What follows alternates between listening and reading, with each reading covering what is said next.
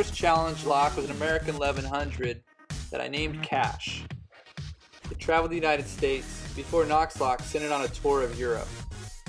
He has plans of it returning to the United States in December of this year, 2023. As for the pins, I didn't go far out with them. I figured I could get a little crazier on later projects, but I did add another pin, so this would be a 6-pinner. In honor of the late great Johnny Cash. Challenge lock number 2 was Home Sweet Home. Originally, this was the lock to my own front door. After replacing it, I thought I'd turn this into a challenge lock. Along with the challenge lock came a logbook. On the cover of the logbook was the infamous Los Feliz murder mansion. On the inside was a bit of a story about it. This is one of my favorite challenge locks because it wasn't made to be particularly difficult. It had deep counter rotation, deep false sets, and it was a fun lock to pick. Unfortunately, it's gone missing. Next was National Lampoon's Vacation, made out of a die-cast quick set. I added a Wally World keychain and a logbook with the cover of the movie on it. It was my first experimentation with adding decals to the face of the lock. On the inside was the first time that I tried piston pins. They were in chambers 1 and 2. The rest of the pins were nothing to bat your eye at. They also had deep grooves, and I was quite proud of them. The plug itself had some manufacturing holes drilled into it, which I filled with JB weld and sanded smooth so that wouldn't catch the T-pins. Number 4 was named after an actual orca living off the Oregon coast in a transient pod. His name is Chainsaw because he's a bull orca that has a chunk out of his dorsal fin. To this lock I added a keychain and made a custom box. There's a decal of an actual photo of Chainsaw on the face of the lock. The logbook is quite gruesome. The cover, you can see, has a ferocious killer whale, but on the inside tells the story of the actual Chainsaw the transient whale. And I've splattered red food coloring over the first page to make it a little bit more morbid. I added grub screws to the top, and I don't know if I'd repeat that with this particular type of lock because they couldn't be threaded in too far without the springs bottoming out during picking. But it worked well enough, and on the back I also grinded the lever to a point to look like a orca's dorsal fin and painted it black. Painted the screw heads white to mimic the eyelets of the orca whale. I also grinded the key down so that it could accommodate a 7th pin. So on the inside there are 7 sets of pins, one being a pin-in pin, T-pin or 2, and some deep spooling. Honeybee is another American 1100. One that I made specifically as a gift for Cajun Lockpick because he's helped me out along my journey through the belt system. And although I did make custom pins, I don't have any photos of them. Number 6, Marcus came to me with Marcus written into this Master Series 5835? 6835, not sure. It came to me in a package of other people's challenge locks. I picked it, gutted it to find that the insides were factory.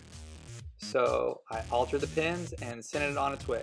I also don't have photos of the pins that I customized on this one. Elvira was number 7, made around Halloween time, a 6-pin schlag with a custom keychain, custom bag that it fit into with a patch that I sewed on. I engraved the name Elvira into the top and into the face of the lock, along with a blood drop under the plug, and painted the cover. It also came with a logbook. It was first sent to Landspy Key because at the time he seemed to be the expert in undercut milling. So this was my first experimentation in making undercuts into the plug. Who put Bella in the witch elm? is named and themed after an unsolved murder that happened in the 1940s in Worcestershire, England. The lock itself is a 6-pin Sergeant Mortis sent to me by Picksmith with the intention that I might make it into a challenge lock. It's one of my proudest works. The engraving on the face is supposed to be a wych elm, and you can see a skull, which plays into the actual story of the mystery. The bow of the key was polished so that I could engrave the name of the lock into the bow with a reflective background. A keychain was added that also ties into the story, along with a logbook with a photo on the cover of the famous Hagley obelisk, where from time to time still graffiti can be found asking who put Bella in the wych elm. The lock jock was the first picker to get the open, and he was kind enough to send this photo of the pins. You can see in number 2 it has a T-pin, number 3 has a pin-in pin. There's also a few gens, a few deep serrations, along with alterations to the plug. Number 9, green boots. It's a Schlag Everest challenge lock. It was named after the unidentified climber in neon boots whose body was and might still be used as a landmark for climbers on their way to the peak. The bag this lock comes in was sewn by my sister from Tibetan prayer flags. These flags litter the peak of Mount Everest, left there by brave Sherpas. This lock also comes with a custom embroidered keychain and a logbook with the story of green boots inside. The pins of this lock include spools, T-pins, tree pins, deep serrations, undercuts and threading in the plug. But for the first time in this lock, I tried a triangular pin. I got this idea from an Australian challenge lock that I had picked around about right before I made this one. My 10th and almost complete challenge lock is named Mono, after the word Hawaiian for shark. It's got the custom keychain, and what makes this one unique is I silver soldered and filed a chunk of brass onto the Bible of the challenge lock, the KIK, to look like a shark's dorsal fin. It comes with a custom tin box with a shark patch that's glued on the inside, and I potentially might make a few more similar locks and have this sort of be a group of shark locks, but that's yet to be determined. Inside, I'm further experimenting with gin type pins that get locked into the undercuts in the plug.